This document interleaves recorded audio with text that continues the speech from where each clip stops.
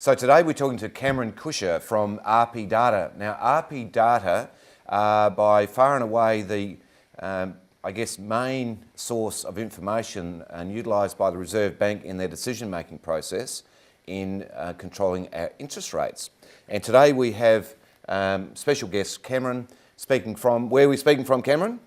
We're from Brisbane today. From Brisbane today. So Cameron, RP Data released a very interesting and quite profound report this week into the property market across Australia. Perhaps you could just talk us through the main features of that report. Well, what the report looked at was basically the level of vendor discounting, and vendor discounting is the difference between what a property is initially listed for and then what it ultimately sells for. We're certainly seeing in some cities in particular that the level of discounting is increasing, and as the property market changes from a growth period to a more of a slower rate of property value growth, we'd expect that the level of vendor discounting will increase. And I guess from a buyer's perspective, that's good because it gives them more leverage to negotiate. But from a seller's perspective, they need to be aware of this and set their prices accordingly. So, are you having reports of time on market blowing out across the nation, or what's the latest with the amount of time to sell property? We're seeing the time on markets increasing a little bit. It's certainly not blowing out by any stretch of the imagination yet, but obviously our data's up to April. That's the most recent data we have, and with the market slowing in April and some of the economic news having not been as positive since April, we certainly feel that both the level of discounting and the time on the market will start to increase as we get more data available. Now, Cameron, have you looked at any market segments, for example, million plus or first home buyers? Is there any sort of detail that we can drill into there? What we're finding is the top end of the market is the one that's performing strongest across most capital cities. Obviously, people that have a large sum of money to spend on property aren't as adversely affected by the higher interest rate environment and some of the other economic factors that we're seeing at the moment. Certainly, we're seeing that first home buyer sector of the market is quite slow at the moment. Is certainly not seeing the value growth that we're seeing in those higher end markets, and is certainly the laggard in terms of property value growth at the moment. Have you noticed the banks have restricted lending at all? We're certainly seeing that the banks are tightening what their requirements are and taking a longer period to make their decision on whether or not to lend people finance.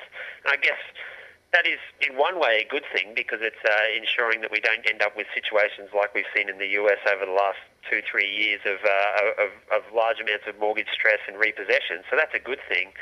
But from people trying to sell their house and people to try and buy the house, obviously you want banks to make their decision quickly so you can move forward. Cameron, is there any signs of increased mortgage stress that you're seeing, and are the volumes of transactions holding?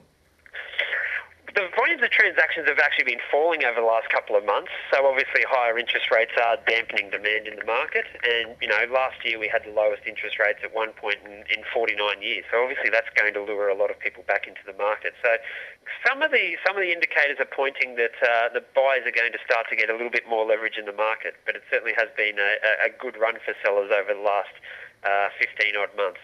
And now South Australia specific, anything peculiar to South Australia? We're sitting pretty much in the middle of all of your graphs at the moment, aren't we?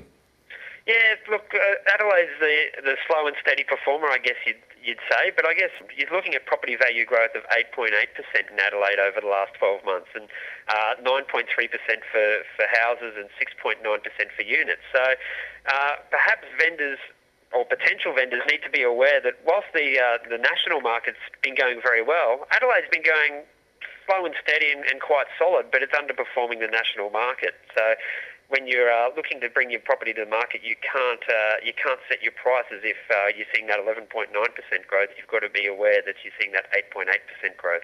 And reading your report, by the way, we'll post the report for everyone to look at during the show, but for those that do read the report, it's pretty obvious that the owners of property across the nation are pretty optimistic.